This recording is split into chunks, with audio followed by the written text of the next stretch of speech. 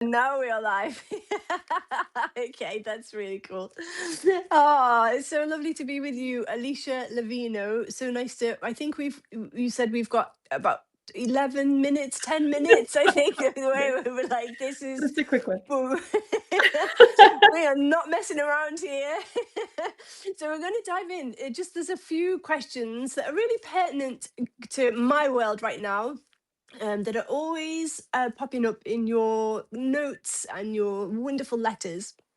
And you often describe the fact that we are not stewards of the earth. We are, in fact, lovers of it and co creators. And I love that. And I would love for you to tell us how might that show up for us. I'm so sorry because I've got some kind of lurgy and that's why my throat's kind of going. um, how might that show up for someone in the most ordinary, Mm. mundane, everyday moment? I love your questions, Susie. They're so embodied, right?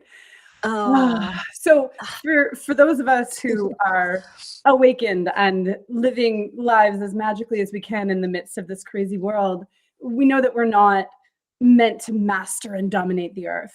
But the model we've been given for right relationship is stewardship.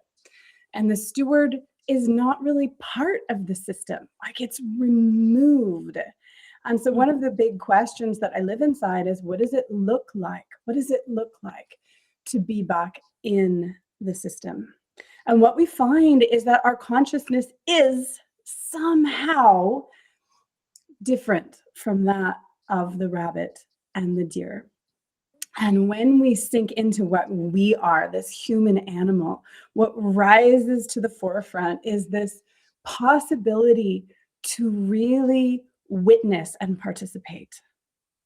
And when we can see things, like really watch and see without that inner narrator giving its whole judgmental rigmarole, but really see things, there's this tremendous opportunity for healing.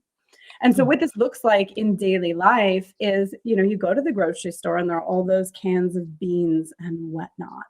And you actually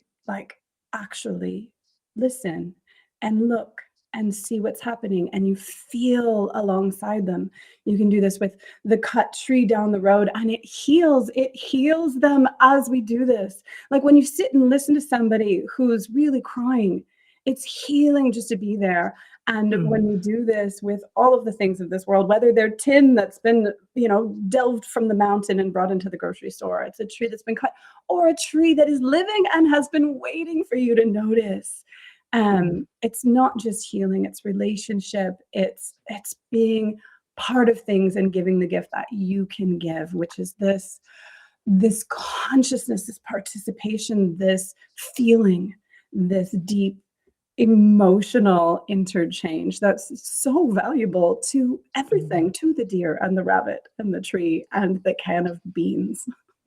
I always feel, yeah, that brings up a lot of emotion for me. And the when you speak there about the inner narrator, the kind of this, so because sometimes you will you said recently in a lovely one of your lovely Substack letters, you said you name grief as one of the first fresh thresholds that we might pass through when we recognize that the world is alive.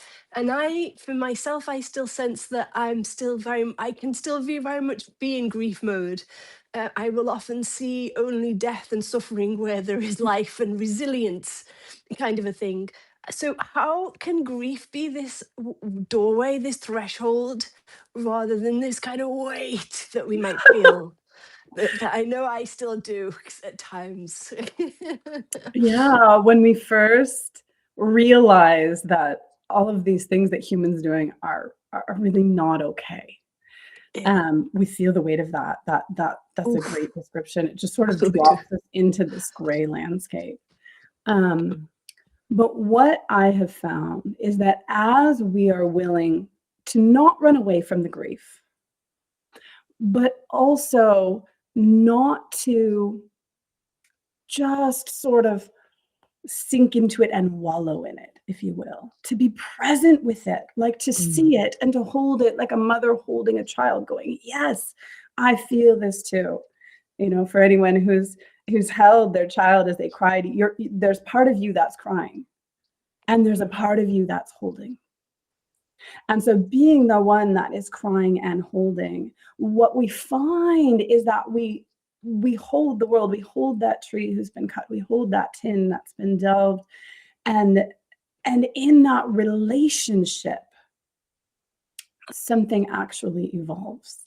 And it must be different for everyone. For me, what it looks like is all of a sudden I'm sitting with this cut tree, and I'll put my hand on the stump and I'll go, damn, you know, I'm so sorry. I'm so sorry this happened. I'm gonna cry just doing this. Yep. You know, and it goes, yeah, I was really beautiful.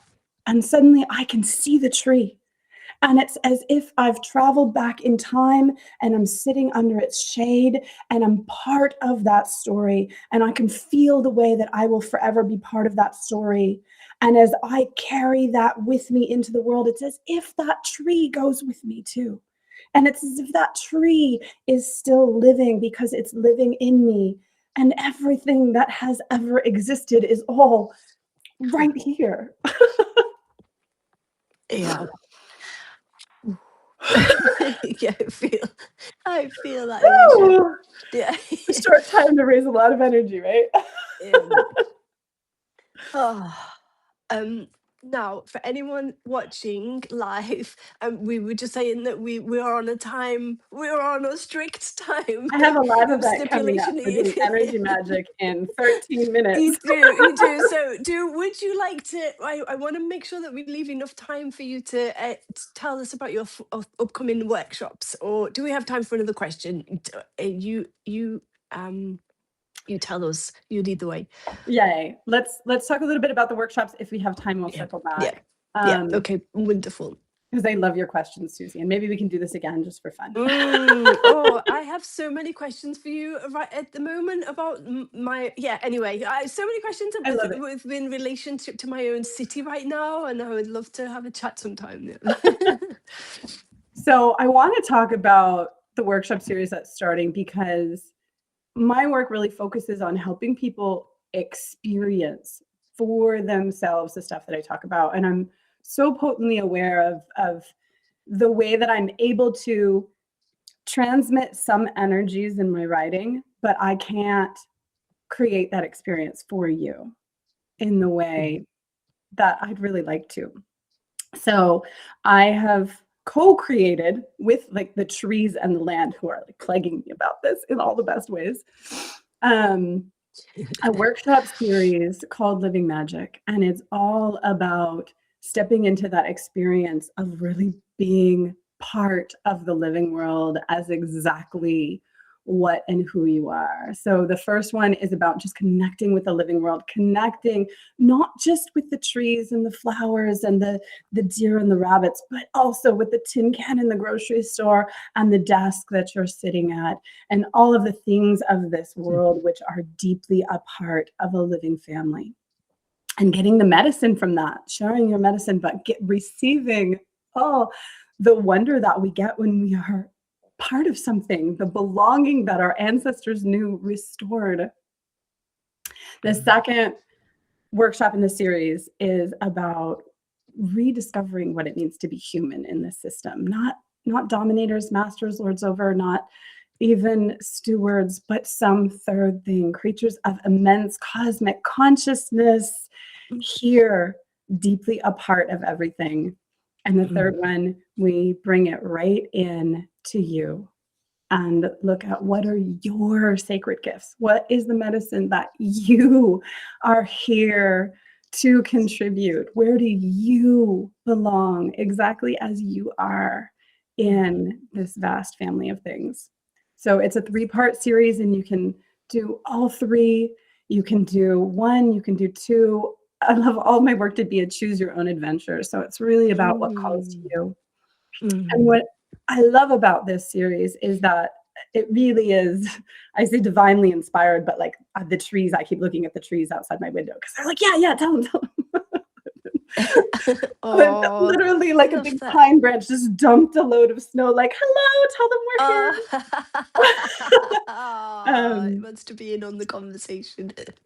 But I love the participatory nature of this. So it's going to include shamanic journey, personal Right. journaling, sharing, but it's also very much a shared inquiry. So we're going to be asking questions and looking inside ourselves and asking the world for the answers and bringing forth things that probably I don't even know yet. Um, so That's wonderful. yay. So I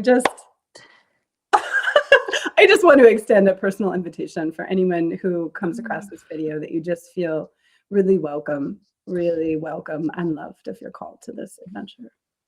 I love that. I love that it's a standalone, or it's a you can do the whole three. It's like you can either take a little bit from the buffet, or you can, take the whole meal. And I think that's so I love that. Love the way you've structured that. Yeah. Yeah. We're all so different. So I try to make everything I Mm. do just as open as it can be. So we Yeah. are technically at time, but I wonder if you have a tiny question. Oh, I don't do tiny questions. I, no, I think we're gonna let you go, and because I think I'm gonna try and skip over to your magical mystery. Yay. I'm, Yes. I'm in I'm, Come to I'm the in energy Beatles magic. mode. I've Anyone just who's come here, from. come to the energy magic. If you That's want it, a energy personal magic. Yeah, if you want a personal invitation, this is for my Heretics of the Inner Sanctum, my paid tier. But if you want an invitation, you're seeing this right now, give me a direct message and I'll send you the link. No worries. Okay, beautiful. Thank you so much. We did it, Allysha. We did it. Yay! 10 Thank you, minutes. Susie. This is amazing. And let's schedule another conversation soon to just dive I'd into love that. anything and I'd everything. love that. Really would be precious. Thank you. I'll see you over in Teams Yay! or Sounds great. wherever it is that we meet. I can put Google Meet. Mwah. Thank Yay! you. Thank you all. Bye Blessings. bye.